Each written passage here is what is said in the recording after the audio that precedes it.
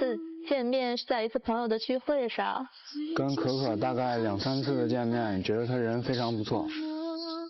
然后也就是这2、3次的见面，就是每次回家比较晚，然后跟前面那个女朋友发生了争吵。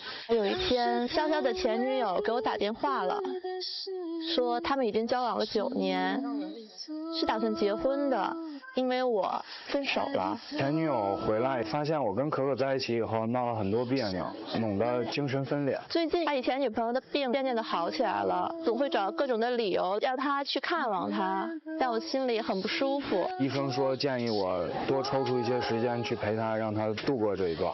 我几次努力的想阻止他们再见面，可是潇潇还是去了。我也是心里面有点于心不忍吧。我想让前女友感觉到我能让她真正的从生活里面走出来。但是随着时间一天天的过去，他和前女友的联系并没有减少，这让我有了越来越多的担心。我害怕潇潇再回到他身边去，不知道该怎么办才好。是你的借口，那我宁愿对你从没认真过。在我们未来的生活里，是否还要背着你过去的生活一起走呢？掌声请出这对嘉宾，来，掌声有请。男主人公潇潇26岁，来自北京，是一位作曲父；女主人公可可26岁，也来自北京，是行政人员。来，有请2位，有请。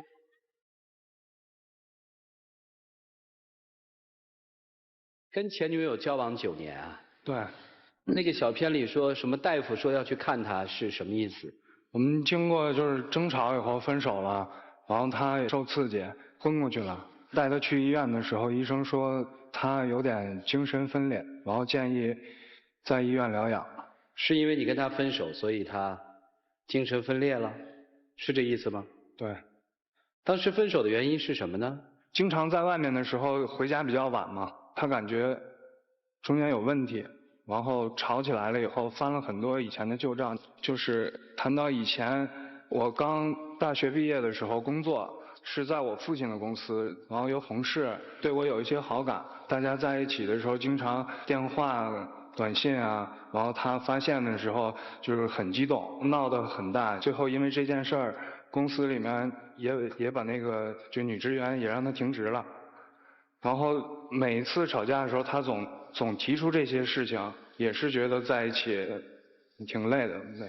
这个资料上有说，因为你跟你前女友分手，你也从你父亲的公司离开了，是吧？对，我们在一起时间比较长了嘛，家里人也给我压力，他们也不理解为什么9年的感情一下就是没有了，跟家里人谈不拢嘛，所以自己出来了。你现在对可可是一个什么感情呢？很爱她，我也希望能跟她在一起，但是医生说需要我去配合，要让我多陪一陪她。我也不希望就是她因为这件事儿就是造成以后有什么后遗症啊。可可是不理解是吧？开始的时候我可以理解，毕竟他们有很长一段时间的感情，但是这半个多月1个月以来吧，这个女孩子会频繁的打电话，经常的要他去看她，说自己不舒服啦，说想他啦，找各种借口想约潇潇去见面。我就觉得你去的太频繁了，1个电话就过去了，我心里会很不舒服。医生说要配合他嘛，那他这头不能让他再受到刺激。但是你怎么确定他是真的不舒服还是假的不舒服呢？我觉得他完全就是在找理由说你过来看我吧，我想你了，而且我不知道你们在一起会说什么聊什么，每次都去很晚然后才会回家。我心里面只有你应该清楚。但如果你心里面真的只有我的话，你为什么要去呢？你们俩交往多久了？半年。这半年时间，开始我是一点不知道他有女朋友的，完全没跟我说过。后来就接到了他前女友的一个电话，然后还威胁我要我去跟他见面。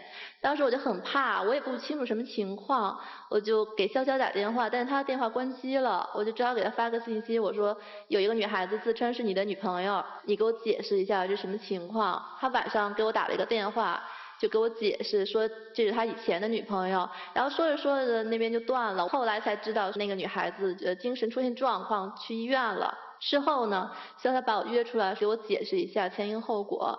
当时我挺震惊的，因为从来没有想过会这样的事情。但是他向我保证说他心里面只有我，他只爱我，希望我跟他一起度过这个难关。我也想这种时候我不会离开他的，他也离开他父亲的公司的嘛，过得确实也是比较苦的，但是他很上进，懂得为我和他的幸福去努力。他和他的朋友一起做一点小生意，日子就开始好起来了，我很开心，真的很高兴。但是上个月开始，他的前女朋友就开始频繁的约他去见面，我觉得我不能接受这一点。先听听你的前女友怎么说，好吧？来。你现在怎么样？还好吧，我觉得那女的太不要脸了，勾引他，我恨那女的。我不会祝福他们的，我希望他们永远活在这件事情的阴影下。好像你的前女友把你跟他的分开都归结在可可身上，是吧？他还是属于走不出来，我在跟他分手以后才跟可可在一起啊，但是他现在就是因为接受不了。可可今天来的目的是什么？我希望能够把我的委屈在这里说给大家听，我也希望他能给我一个交代，不要再和那个女孩子来往。同时我也希望潇潇的父母能够接纳我，不要再把所有的错都怪在我的身上，因为我承担的压力真的并不比潇潇少。我也是一个受害者，从始至终我从来没有想过破坏别人的感情，我真的是在完全不知情的情况下陷入到这个混乱的关系里面的。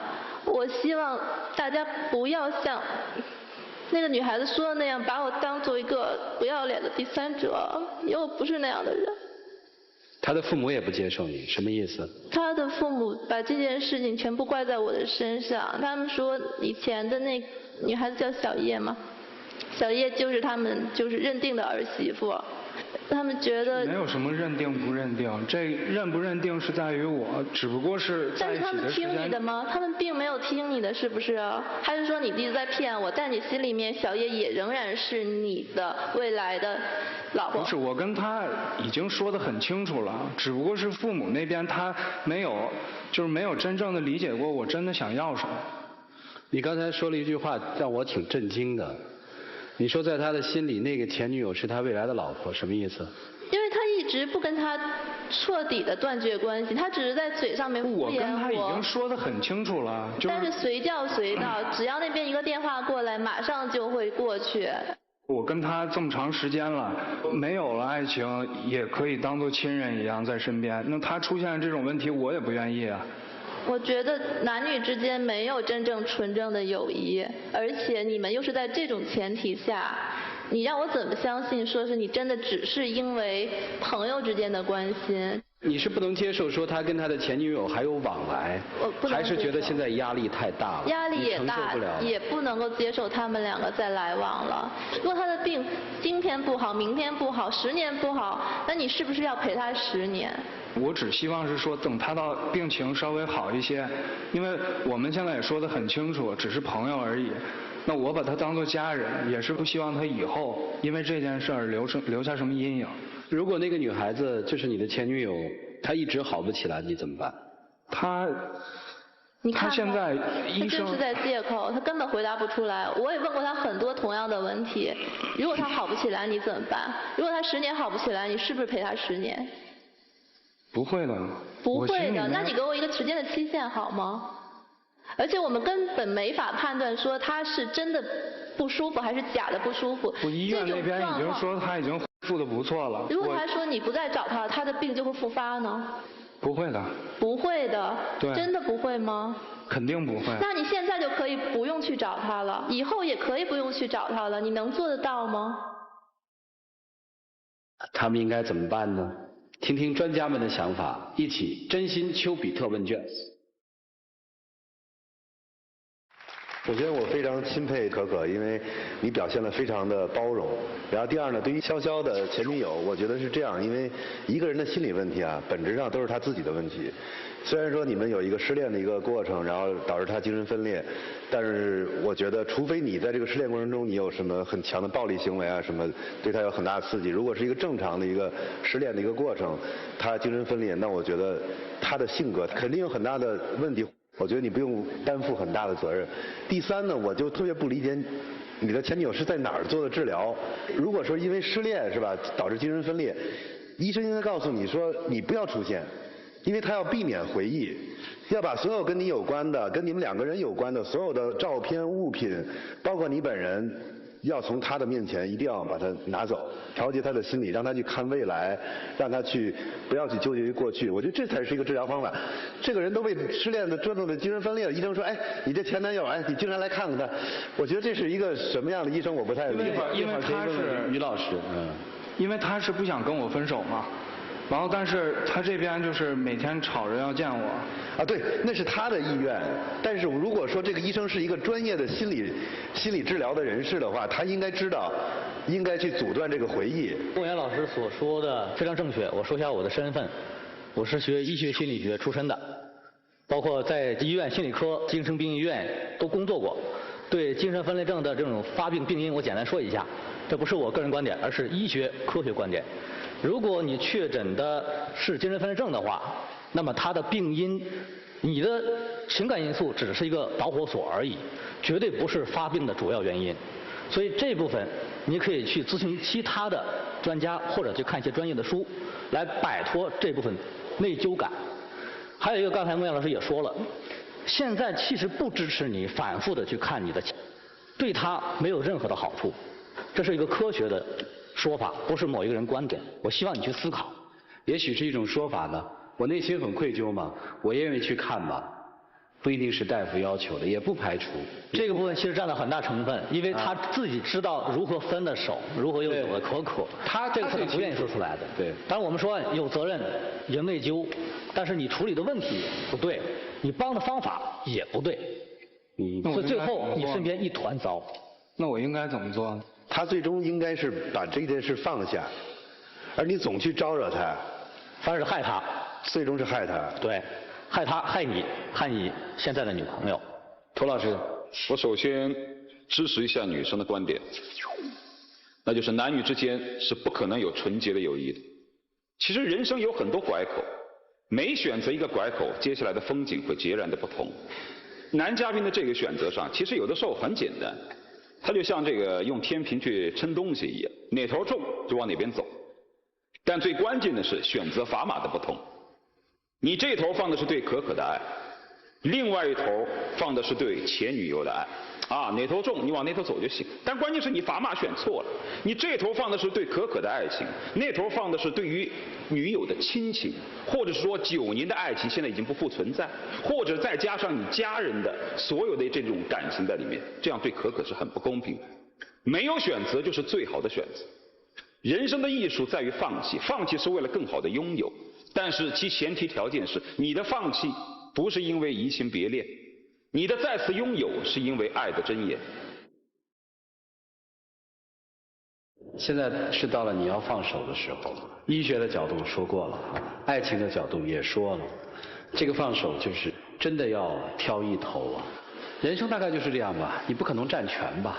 我只是希望他能从病情中走出来。如果大夫就告诉你说，你离他越远，对他的康复有帮助。但是他现在见不到我的时候，就是还是很激动。他见到你更激动。所以要问清大夫，搞清楚。比如说这个病到底是一个什么样的病，他现在到了一个什么程度了，那是要跟专业的医生好好沟通的。其实这个世界上最大的乱子有2种原因。一种是不该属于自己的责任揽自己身上，还有一种是没这能力揽这活他非要去做。对，世界大乱就是因为这2种原因。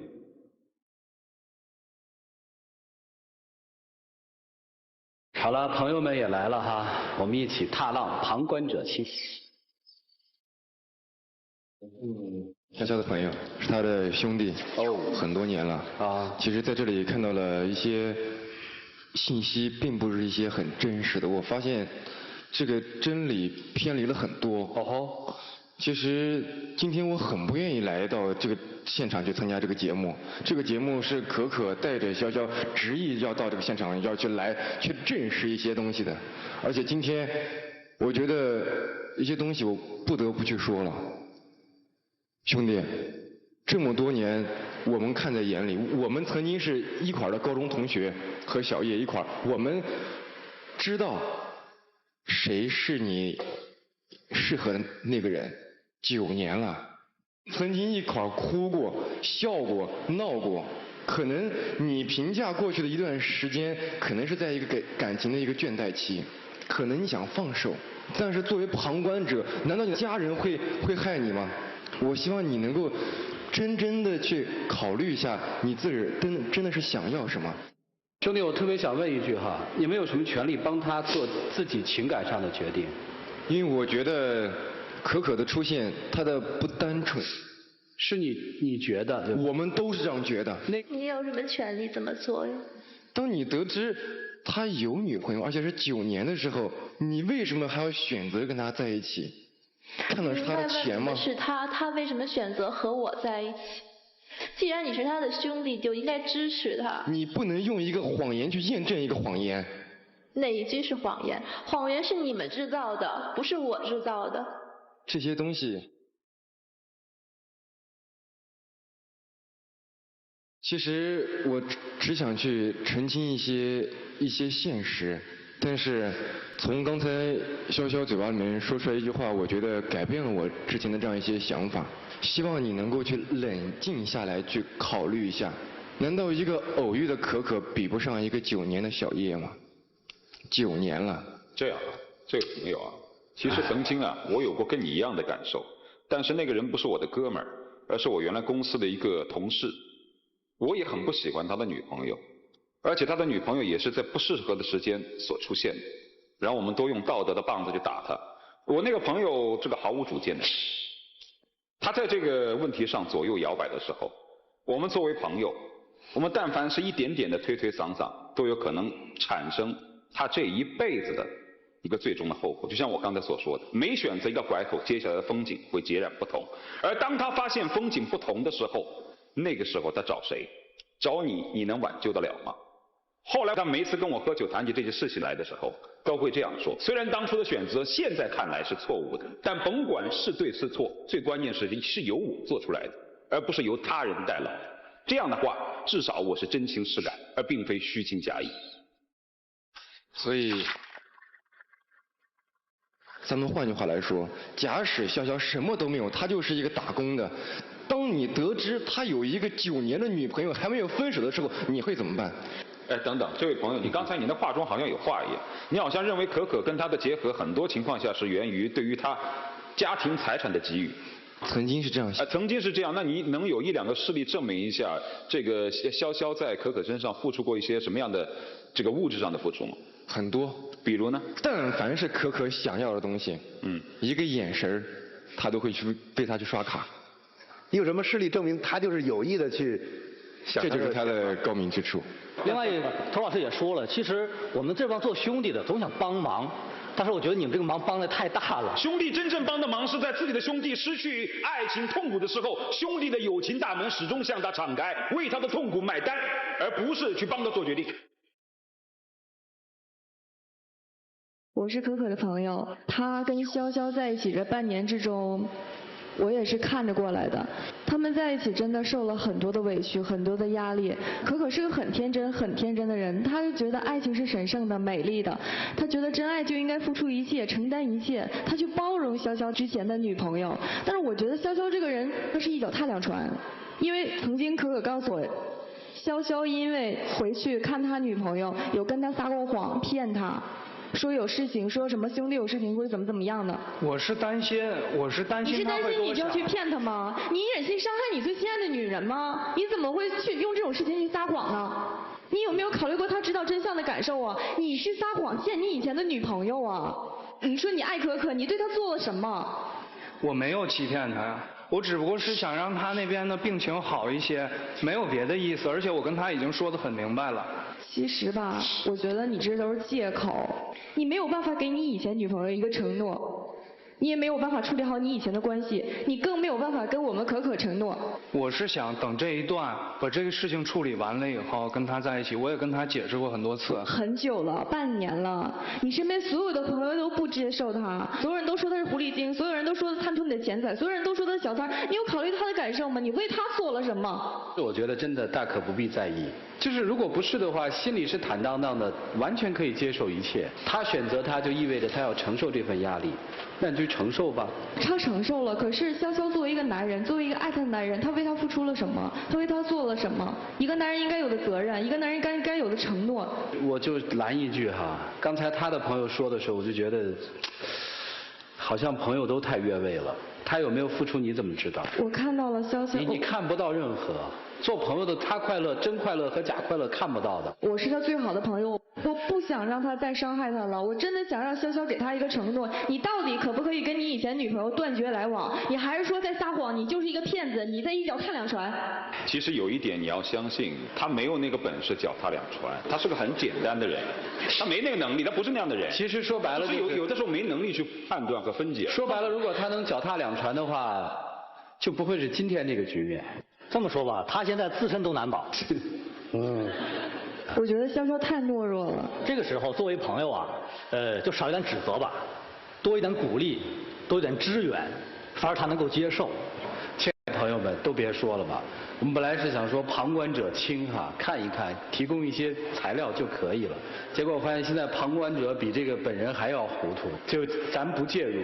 真的最后的权利一定要让他们自己去选。涂老师那句话说得很对，一个人自己做的决定他不会后悔，别朋友都帮他做了决定，好愚蠢。人生就是选择。好了，两位准备好了，我们一起黄金60秒。我只希望就是可可你能理解我，我心里面爱的只有你，我也不想他因为咱们以后会变成怎么样。我希望你给我一段时间，让我把这件事情处理好。我愿意跟你永远在一起，希望你能理解我。我可以理解你，但不代表我可以接受。我就是因为理解的太多了，所以变成今天这个样子。我暂时还不能理清楚自己的情绪，我做错什么了？不管你的前女友到底有没有病，你都可以选择和我站在一起而拒绝他。我一直也是站在你的身边。可是你并不像你说的那样。好了，时间到了，谢谢两位哈。悄悄看看你的处理方式对他伤得多重。好了，两位请回吧，谢谢你们，请回。来，请关门。一段说不清楚的恋情啊！本来认为他们好像没什么事儿了，怎么听到觉得危机四伏啊？各位拿起手里的表决器，是订婚呢，还是分手？来，请选择。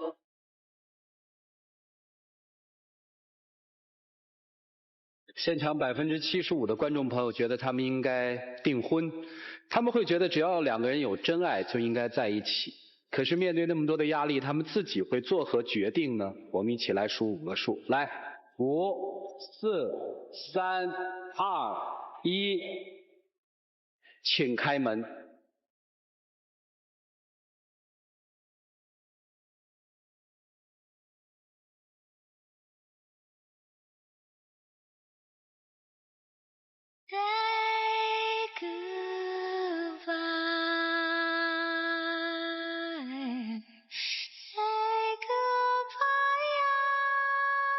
面对镜头吧。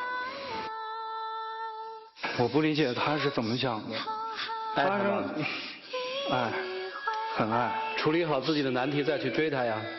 谁说这儿分手了就是彻底的分手啊？我会处理好的。OK。会用最快的时间处理好。啊。我希望可可能等着我，我还是希望能跟他一辈子在一起。谢谢你，祝幸福。谢谢。